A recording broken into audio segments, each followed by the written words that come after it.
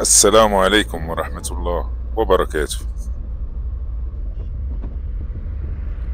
اليوم احنا في زيارة لمدينة الدروة.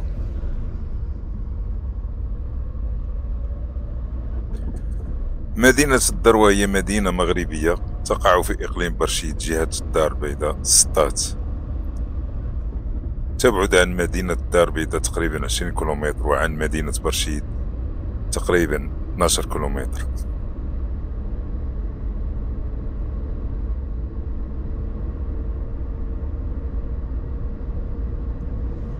كانت في القبل منطقة قروية، لكنها تحولت بسرعة إلى مدينة حضرية، وذلك لعدة أسباب، منها أنها قريبة من الدار البيضاء ومطار محمد الخامس.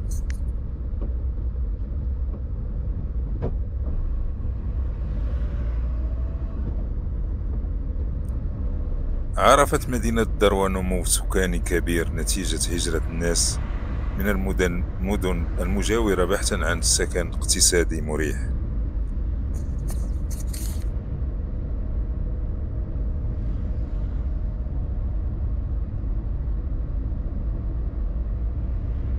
مدينة الدروة مدينة هادئة جميلة، عرفت توسعا سريعا في السنوات الأخيرة.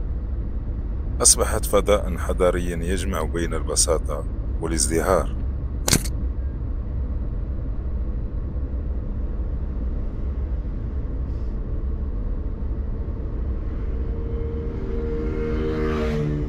سكان مدينة الدروة ينحدرون من القبائل العربية والأمازيغية التي كانت تستقر في المنطقة وما حولها، خصوصا قبائل ولاد حريز وولاد زيان، إلى جانب بعض العائلات الأمازيغية القادمة من مناطق سوس والأطلس.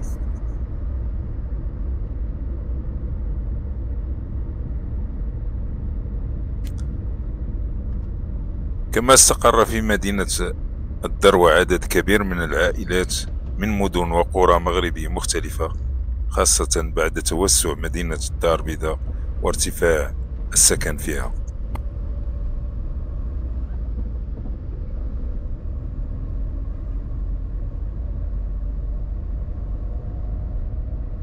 يمكن القول بأن سكان الدروة خليط متنوع يجمع بين الجذور القروية الشاوية ولاد حريز والأمازيغ، وبين سكان حضاريين جاءوا من مختلف المدن المغربية.